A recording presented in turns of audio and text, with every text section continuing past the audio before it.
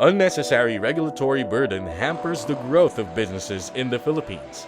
In fact, the World Bank ranks the Philippines 124th out of 190 countries for ease of doing business. And this is strongly felt by businesses. Government and the private sector are partners. No economy will grow without these two, gaining ground. Okay, government, it's your job not just to regulate. Aside from regulating, you have other functions, but of course, one of them is to regulate to make sure there is no one who takes advantage. Okay, kaya may PCC, no, to make sure that even mergers are not to the disadvantage of the buying public, right? Too much overregulation kills the smaller players in any industry. You have to comply with this requirement for this, so on and so forth. No? Which some of them are good, but others are redundant.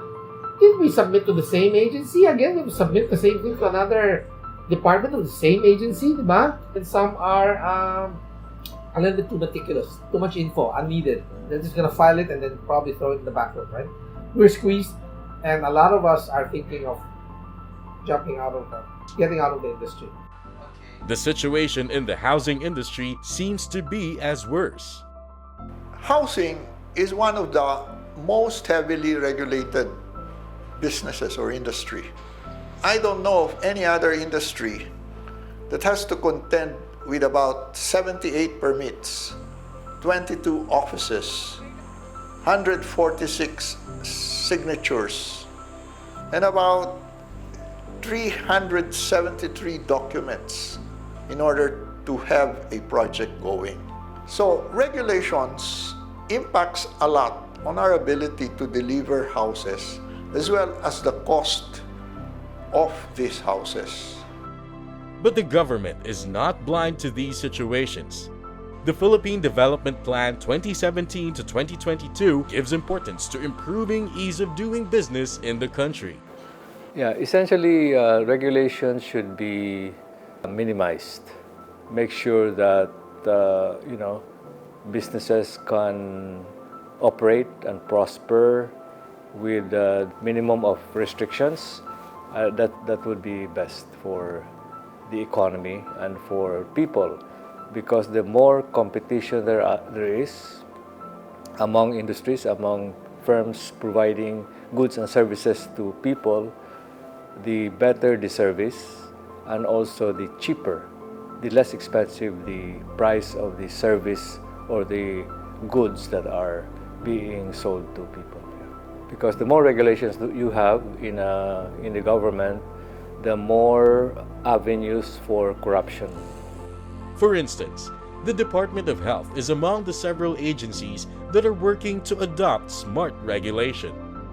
So when it comes to products that want to come into the market, what we're doing now with the ease of doing business law is really trying to, shorten the decrease the number of steps before you get a certificate of product registration or a license to operate as a manufacturer. So we're trying to come up with a more possibly automated way of securing a license or a product registration, and then maybe just strengthen our post-marketing surveillance once the products are out there and once of the businesses are set up. However, the DOH admits that improving processes carry various challenges. It will take some effort and of course some resources, but but they will be ready. I think the Department of Health will be ready. We just have to slowly get them into the system and get them into a new mindset. Recognizing the urgent need for regulatory reform, the Development Academy of the Philippines, through its Modernizing Government Regulations program, seeks to contribute to the betterment of the bureaucracy and the regulatory environment of businesses. It is DAP's mandate to intervene in government agencies in order to help them perform their specific mandates.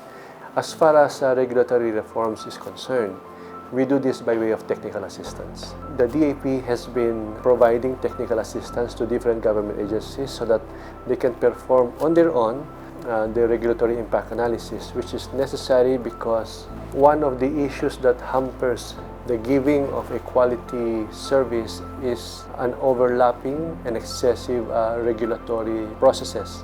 Through the MGR program, the DAP has been reviewing existing regulations of different industries, providing capacity building activities to agencies, and developing measures to achieve regulatory efficiency.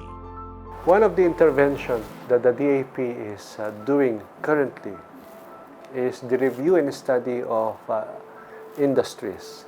We hope to finalize its result so that it becomes later on the basis for the reforms. Through these efforts, the DAP, through its MGR program, offers concrete solutions to improve regulatory quality and reduce unnecessary burden to businesses.